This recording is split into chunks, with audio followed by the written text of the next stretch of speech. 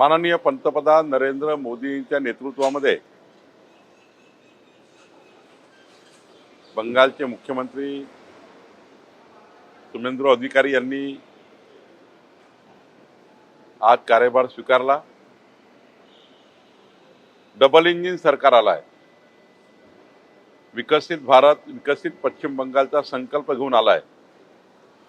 जनतेने विश्वास दाखवला आहे आणि मला विश्वासाने सांगायचं आहे की जो काही मॅन्युफॅक्चर जाहीरनामा बंगालच्या निवडणुकीत आम्ही जनतेला दिला आहे त्या जाहीरनाम्यावर आमचं सरकार काम करेल, जनतेचा विश्वास संपादन करेल आणि माननीय पंतप्रधान मोदीजींनी सुशासन हा जो अत्यंत महत्त्वाचा नारा दिला आहे, बंगालच्या जनतेला गुंडागर्दी, अराजकता, जंगलराज पासून सुटका मिळेल आणि एक खरं रामराज्य त्या ठिकाणी स्थापन होईल।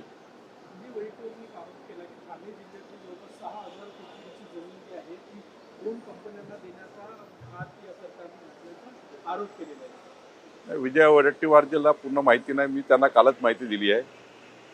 खरं तर 99 वर्षाची लीज, 999 वर्षाची लीज आहे आणि इंग्रजांच्या काळापासून लीज दिली होती। पण ही गोष्ट खरी आहे की महसूल संहितेप्रमाणे ही जमीन क्लास 2 आहे। परवा नरवा जो हायकोर्टाचा निकाल आला, उच्च न्यायालयाने हे जमीन मीरा साल्ट कंपनीच्या नावाने देण्याचा निर्णय केला आहे। आम्ही पूर्ण बाजू कोर्टामध्ये मांडली आणि या कोर्टामध्ये युनियन ऑफ इंडिया पार्टी होती। आम्ही त्या ठिकाणी आम्हाला आमच्या वर्सेस ती केस होती आणि त्यामुळे मला असं वाटतं की ही जमीन तेव्हाची राज्य सरकारची आहे। मग राज्य सरकारची जमीन ही लीजवर दिली होती आणि लीजवर दिलेली जमीन ही कुठलीही मालक होऊ शकत नाही। उच्च न्यायालयाने वारंवार आम्ही त्या ठिकाणी मांडलं पण आमचं म्हणणं ऐकलं नाही। आम्ही आता सुप्रीम कोर्टात जातोय, पण ही जमीन शासनाची आहे। ही जमीन खाजगी मालकाला आपण देऊ शकत नाही। उच्च न्यायालयाने त्यांचा निकाल कुठल्या आधारावर दिला याचा अभ्यास आम्ही करतोय आणि अभ्यास झाल्यानंतर पण ही मी आज या ठिकाणी आवर्जून सांगेल की महसूल संहितेप्रमाणे ही जमीन क्लास 2 आहे।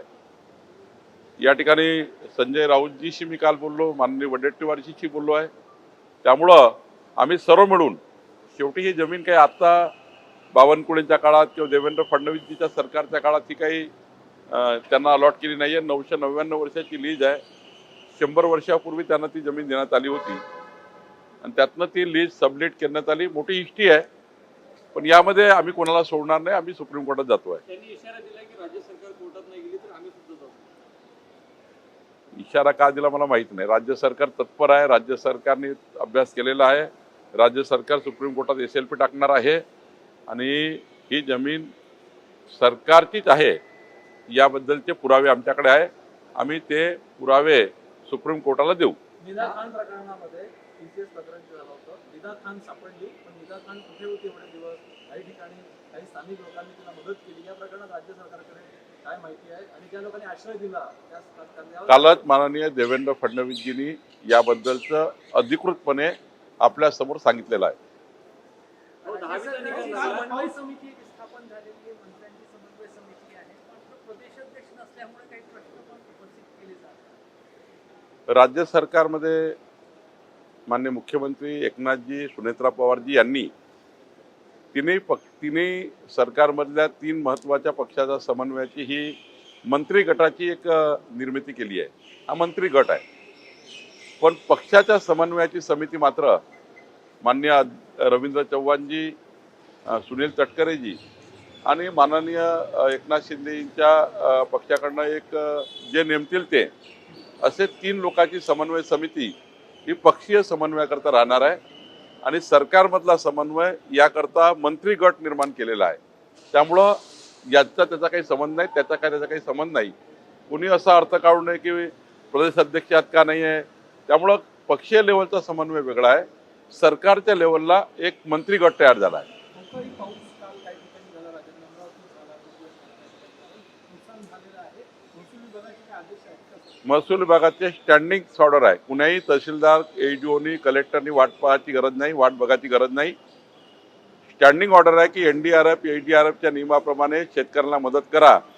जसा त्या ठिकाणी अवकाळी पाऊस पडला तातडीनं पंचनामा केलाच पाहिजे. आता सरकारच्या वेगळ्या आदेशाची गरज राहिली नाही.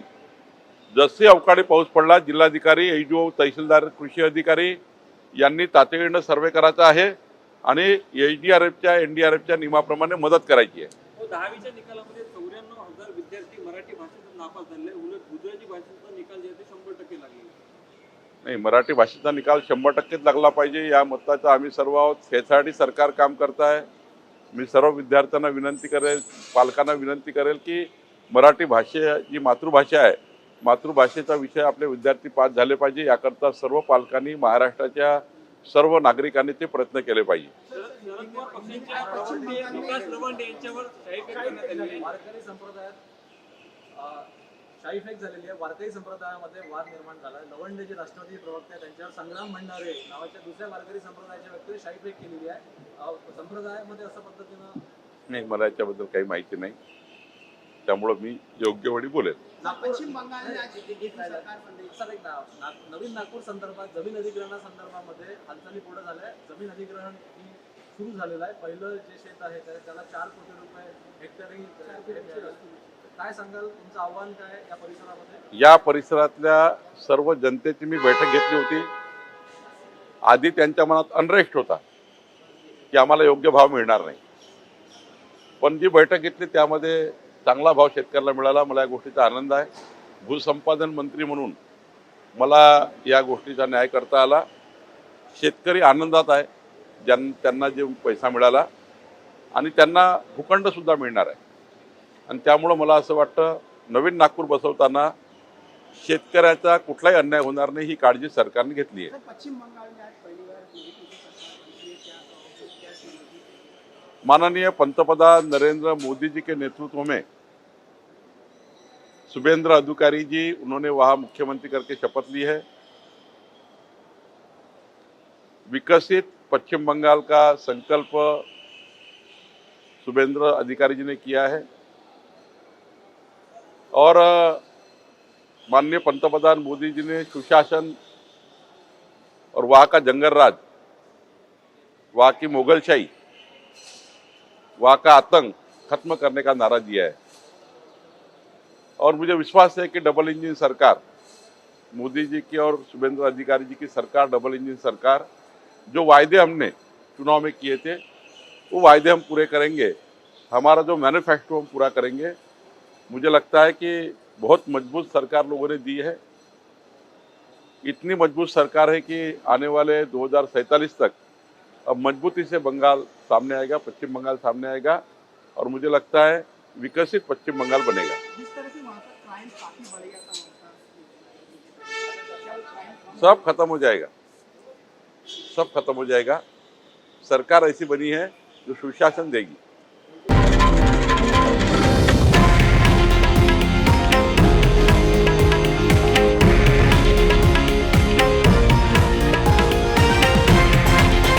हे आहे देशातील नंबर 1 न्यूज नेटवर्क आणि आपण पाहत आहात TV9 मराठी, एकमेव.